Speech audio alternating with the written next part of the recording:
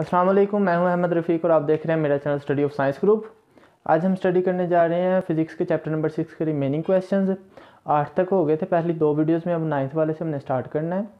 पिछले 2-3 क्वेश्चन में मैंने बताया था कि एक रिलेशन हम यूज़ करेंगे, बर्नौलीज रिलेशन। उसमें हमने देखा था कि प्रेशर जो है वो इन्वर्सली प्रोपोर्शनल है स्पीड के। जितना प्रेशर इंक्रीज़ होगा उतनी ही स्पीड डिक्रीज़ होगी। तो इस क्वेश्चन में भी इसी तरह का हम एक रिलेशन यूज़ करेंगे कि प्रेशर जो है वो इन्वर्सली प्रोपोर्शनल है स्पीड के। इस क्वेश्चन को पढ़ लेते हैं कि इसमें वो पूछते क्या है। Explain how swing is produced in a fast moving cricket ball. एक क्रिकेट बॉल है जो फास्टली मूव कर रही है, बॉलर ने बॉल फेंकी है तो फास्टली मूव कर रही है, तो उसके अंदर स्विंग क्यों प्रोड्यूस होगा। जो उसमें टर्न प्रोड्यूस होता है उसको स्विंग कहते हैं, तो वो क्यों प्रोड्यूस होगा। तो इसका आंसर देने से पहले भी हमने यही बताना है कि बर्नौलीज रिलेशन जो है उसके अकॉर्डिंग प्रेशर इन्वर्सली प्रोपोर्शनल है वेलोसिटी के, यानी जितना प्रेशर ज़्यादा होगा उतनी ही स्पीड कम होगी।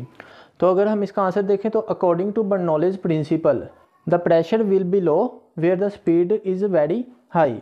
जिस तरफ प्रेशर ज़्यादा होगा उस तरफ स्पीड कम हो जाएगी। अब बॉल के एक तरफ जो है वो प्रेशर ज़्यादा होगा स्पीड कम होगी, और दूसरी तरफ स्पीड ज़्यादा होगी प्रेशर कम होगा। यानी दो साइड्स उसकी सपोज कर लेंगे कि एक बॉल है, उसकी एक साइड ये वाली और एक साइड ये वाली। एक तरफ स्पीड ज़्यादा होगी प्रेशर कम होगा, दूसरी तरफ प्रेशर ज़्यादा होगा स्पीड कम होगी। और बॉल ने हमेशा हाई प्रेशर से लो प्रेशर की तरफ मूव करना है। जब हाई प्रेशर से लो प्रेशर की तरफ मूव करेगी तो उसमें एक स्विंग प्रोड्यूस होगा जिसको हम कर्व भी कह सकते हैं, और ये उसकी वजह है कि क्यों उसमें स्विंग पैदा होता है। तो इसका आंसर आपने रीज़न में ये देखना है, when a cricket ball is thrown by a fast bowler, कि एक फास्ट बॉलर ने क्रिकेट बॉल फेंकी है। The speed at one side is very high, उसकी जो स्पीड है वो एक तरफ बहुत ज़्यादा है।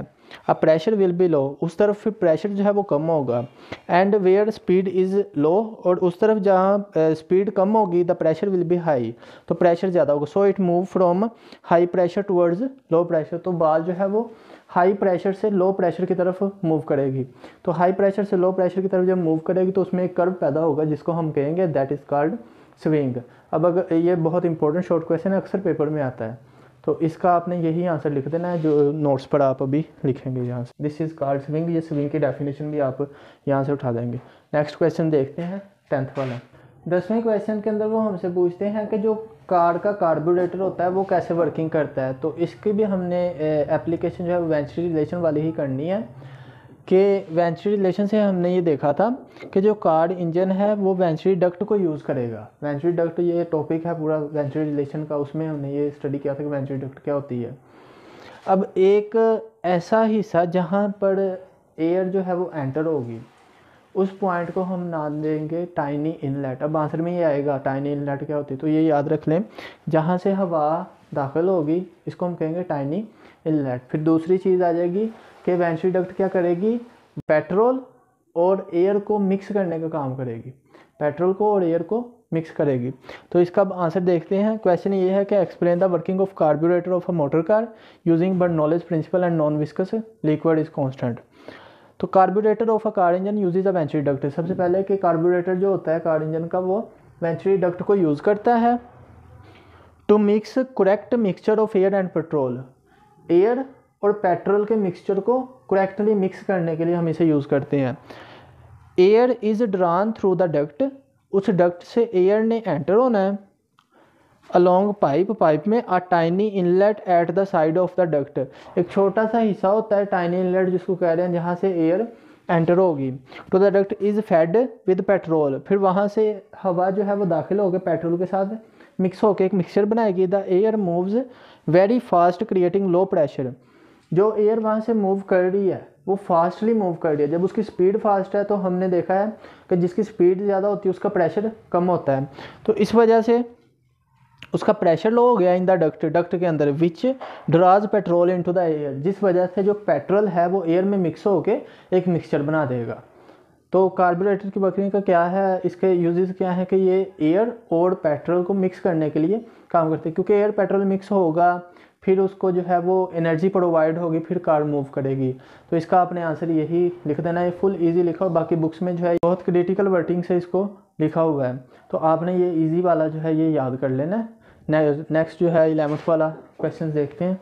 10वें क्वेश्चन के बाद 11वें क्वेश्चन में सिर्फ वो एक MCQ पूछता है हमसे कि ब्लड का फ्लो है वो आपने बताना है कि वो सीटिंग लाइंग होगा, हॉरिजॉन्टल होगा, क्या होगा। तो वो आपने बुक में देख लेना है।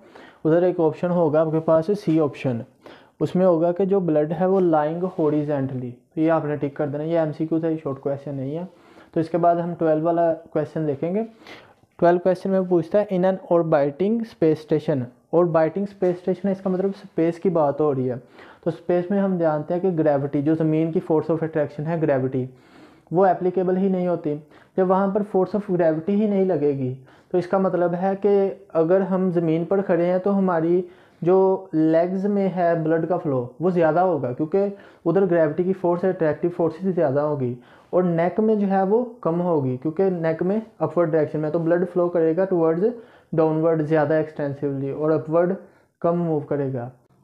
तो जब हम स्पेस की बात करते हैं तो स्पेस में क्या होगा कि ग्रेविटी एप्लीकेबल ही नहीं होगी, यानी जितने स्पीड से ब्लड फ्लो करेगा लेग्स में उतनी ही स्पीड से नेक में, गर्दन में या सर में, हर एक बॉडी पार्ट में उतनी ही स्पीड से, सेम स्पीड से ब्लड फ्लो करेगा। तो इसका आंसर हमने देना है। क्वेश्चन है would the blood pressure in major arteries in the leg ever be greater than, क्या ब्लड प्रेशर आर्टरीज में, लेग की आर्टरीज में ज़्यादा होगा than the arteries in the neck, neck की आर्टरीज, यानी कि स्पीड उल्ट हो जाएगी ना, स्पीड इधर लेग्स में ज़्यादा होगी और इधर कम होगी। तो नहीं, ऐसा नहीं होगा। नो अंडर वेटलेसनेस, यानी अंडर फोर्स ऑफ ग्रेविटी जो है वो और रिलेशन होगा, और जब फोर्स ऑफ ग्रेविटी नहीं होगी तो उसको हम कहेंगे वेटलेसनेस।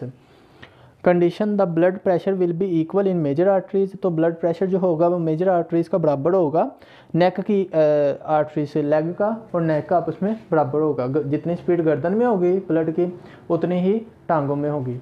तो ये हमारे इस चैप्टर के शॉर्ट क्वेश्चन जो हैं वो आज क्लियर हो गए हैं। इसके आपने अच्छी तरह नोट्स भी बना लेने हैं।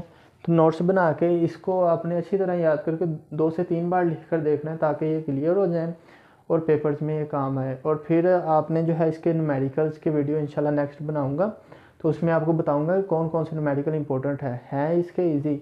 सब में 2-3 ही फार्मूले यूज़ होंगे, एक बर्नौली इक्वेशन का, वेंचुरी डक्ट का, या फिर वेंचुरी रिलेशन का, और टॉरिसल थ्योरम है, और टर्मिनल वेलोसिटी।